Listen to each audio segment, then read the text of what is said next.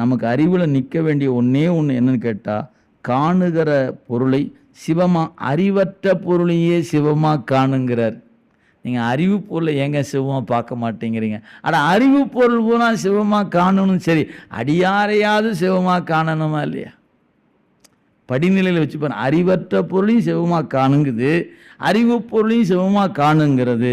இந்த அறிவு பொருளை அடியார்கள் அதனையும் ஒரு மட்டம் மேம்பட்டவர்கள் அல்லவா, ஏன் அவங்கள காணும்போது வெறுப்பும் வெறுப்பும் வந்து முன் நிற்கிறது?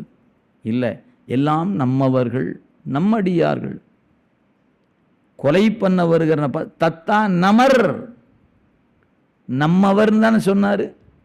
பகை நாட்டுக்குரியவன் பகைவன் கொல்ல வந்திருக்கிறான், அவனை பார்த்து நம்மவர்னு சொன்னாரே.